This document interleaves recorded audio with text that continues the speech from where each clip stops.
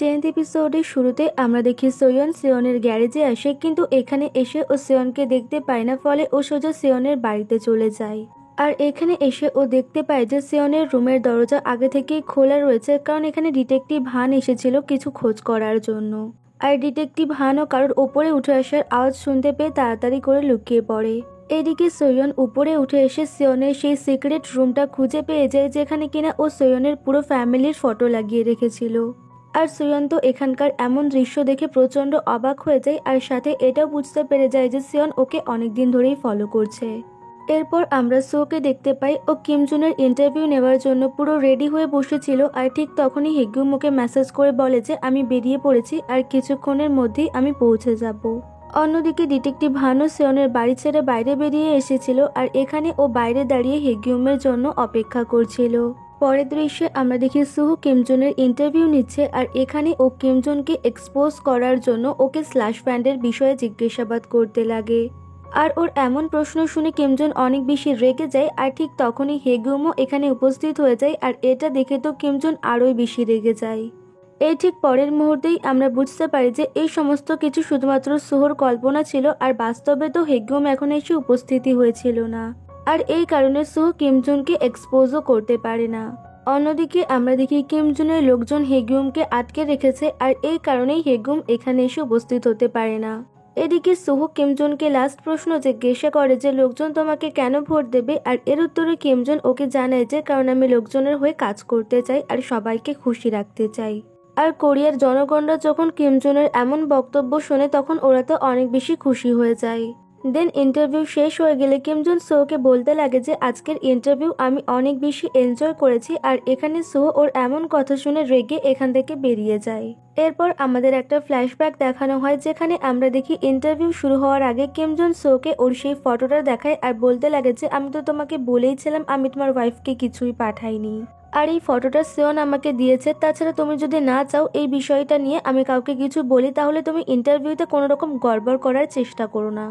দেন আমরা বর্তমান সময় ফিরে আসি, আর এখানে আমরা দেখি সো অনেক বেশি রেগে রয়েছে, কারণ ওর প্ল্যান পুরোপুরিভাবে নষ্ট হয়ে গিয়েছে। এদিকে কিমজুন হেগুমকে কল করে বলতে লাগে যে আমি তোমাকে বলেছিলাম না আমার ইলেকশন শেষ না হওয়া পর্যন্ত তুমি কোরিয়া থেকে অন্য কোথাও চলে যাবে। তাছাড়া তুমি এসব কি শুরু করেছো? তুমি সোর সঙ্গে হাত মিলিয়ে আমাকে এক্সপোজ করতে চাইছিলে, তোমার সাহস কি করে হয় এমনটা করার? আর ওর এমন কথা শুনে হেগুম এবার ওকে বলতে লাগে যে আমার দ্বারা অনেক বড় ভুল হয়ে গেছে, আর আমি এরকম ভুল কখনোই করব না। এবার কিমজুন ওকে বলতে লাগে যে তোমার তো মরে যাওয়াই ভালো, আর আমার রাস্তায় যদি কেউই বাধা হয়ে দাঁড়ায় না তাকে আমি উপড়ে ফেলে দেবো, আর সে আমার ছেলেই হোক বা যাই হোক। আর এবার আমি তোমাকে লাস্ট ওয়ার্নিং দিচ্ছি, আর এরপরেও যদি তুমি আবারও কিছু করার চেষ্টা করো না তাহলে আমি তোমাকে সিরিয়াসলি মেরে ফেলবো। এরপর আমরা দেখি কিমজুনের লোকজন হেজেকে হেগুমের কাছে ছেড়ে দেয়, আর হেগুম হেজেকে পাওয়া মাত্রই জড়িয়ে ধরে কান্না করতে লাগে। পরের দৃশ্যে আমরা দেখি সিয়ন কিমজুনের সঙ্গে একটা ক্লাবে এসেছে কিছু লোকজনদের সঙ্গে দেখা করার জন্য।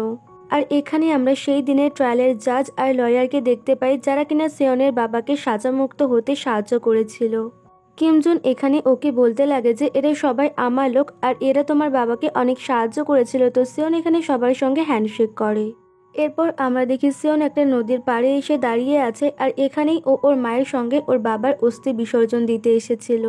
আর এখানে ওরা দুজনে অনেক কান্নাকাটি করছিল, আর এখানে সিয়ন ওর মাকে বলতে লাগে যে যে কিনা আমার বাবাকে মেরেছে তাকে আমি কিছুতেই ছাড়বো না, তাকেও আমি মেরে ফেলবো। আর ওর এমন কথা শোনা মাত্রই ওর মা ওকে বারণ করে, আর বলতে লাগে যে না তুমি এমনটা কিছুই করবে না।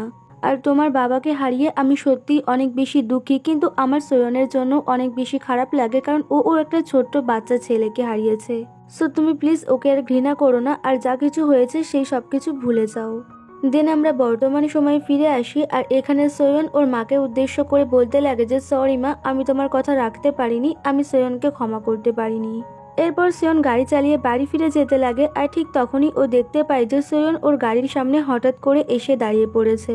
তো সোয়নকে দেখা মাত্রই ওর প্রচন্ড রাগ হতে লাগে, ফলে ও ওর গাড়ির স্পিড বাড়িয়ে দেয় এবং সোয়নের ওপরে গাড়ি চালিয়ে দেওয়ার চেষ্টা করে, কিন্তু ও ঠিক সোয়নের সামনে গিয়ে গাড়িটা থামিয়ে দেয়।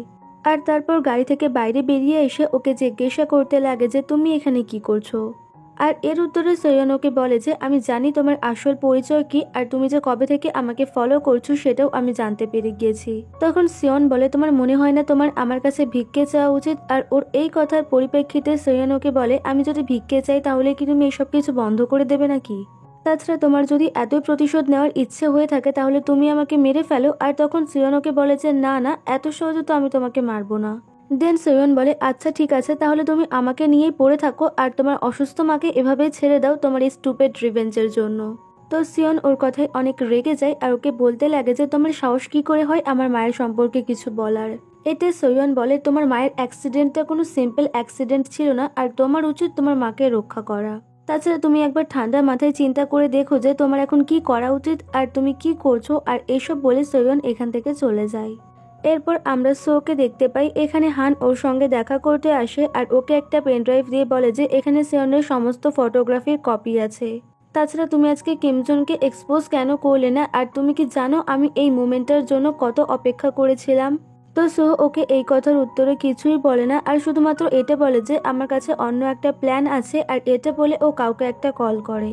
পরের দৃশ্যে আমরা দেখি সোয়ন ওর মাকে দেখার জন্য হসপিটালে এসেছে আর এখানে আসা মাত্র ইউরি ওকে মেসেজ করে বলে যে মাকে অন্য একটা ওয়ার্ডে শিফট করা হয়েছে আর সুহো এখানে মাকে দেখতে এসেছে। এরপর সোয়ন ওর মাকে দেখার জন্য ওর মায়ের কেবিনে যাচ্ছিল আর এখানে যাওয়ার পথে ওর সঙ্গে সুহোর দেখা হয়ে যায়। আর সুহোকে দেখা মাত্রই বলতে লাগে যে তেহো আমাকে বলল যে তোমার মাকে অবজারভেশনে রাখতে হবে। আর ওর এই কথার পরিপ্রেক্ষিতে সোয়ন ওকে বলে যে তুমি জাস্ট এখান থেকে চলে যাও, আমি তোমার সঙ্গে কোনো কথা বলতে চাই না। সোয়ন এবার ওর মায়ের কেবিনে আসে আর এখানে এসে ও ওর মায়ের এমন অবস্থা দেখে কান্না শুরু করে দেয়। পরের দৃশ্যে আমরা এদেরকে দেখতে পাই এখানে সোহর মায়ের ফ্রেন্ডরা সোহর মাকে বলতে লাগে যে তোমাদের বাড়িতে কি কোনো সমস্যা হয়েছে না, মানে সেদিন দেখলাম যে তোমার ডটার ইন লয়ের সামনে তোমার ডটার ইন লয়ের ম্যানেজার অনেক কান্নাকাটি করছে আর কি সব বলছে, আর ওদের কথাবার্তা শুনে মনে হচ্ছিল যে ওই মেয়েটার সঙ্গে তোমার ছেলের কোনো অ্যাফেয়ার রয়েছে।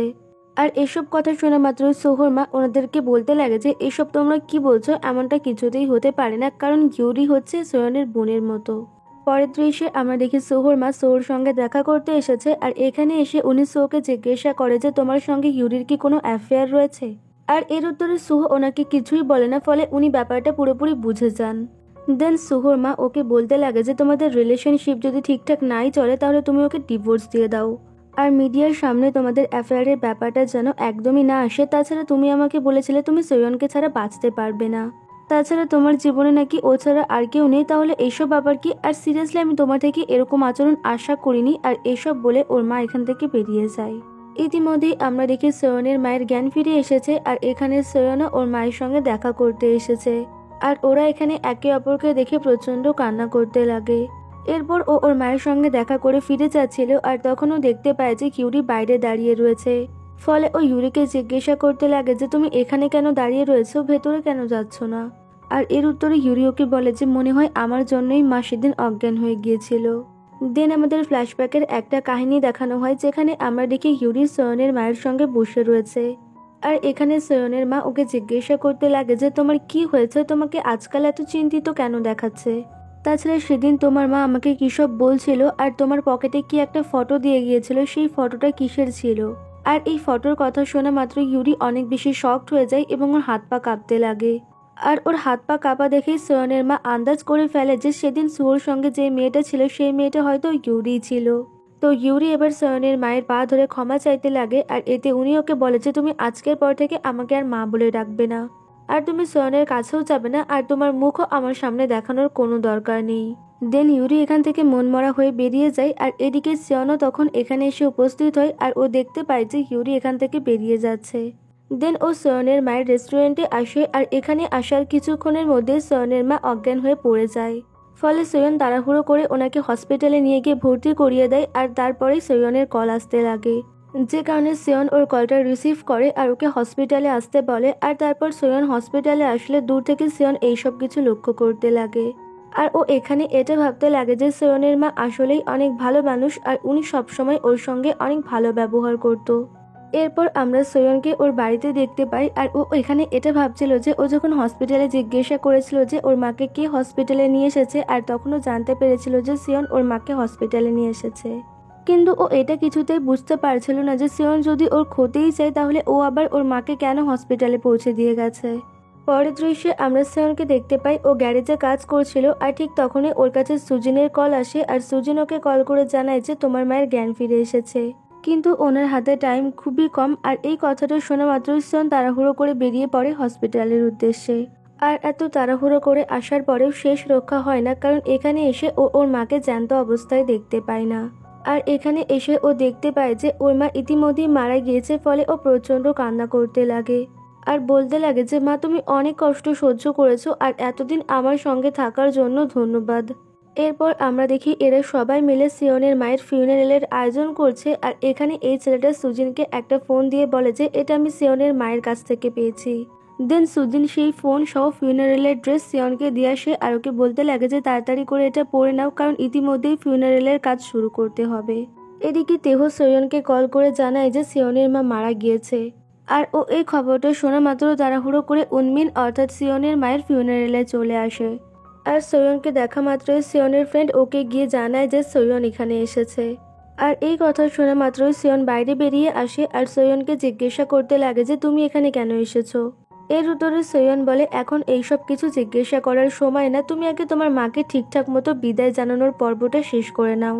তখন সিওন ওকে বলতে লাগে তোমার আমাকে এমন অবস্থায় দেখে অনেক ভালো লাগছে তাই না। আর এর উত্তরে সোয়ন ওকে কিছুই না বলে এখান থেকে বেরিয়ে যেতে লাগে। তো সিওন এবার ওর হাত ধরে ওকে আটকে নেয় আর ওর সামনে কান্না করতে লাগে। আর এখানেই আমাদের এই ড্রামার 10th এপিসোড শেষ হয়ে যায়।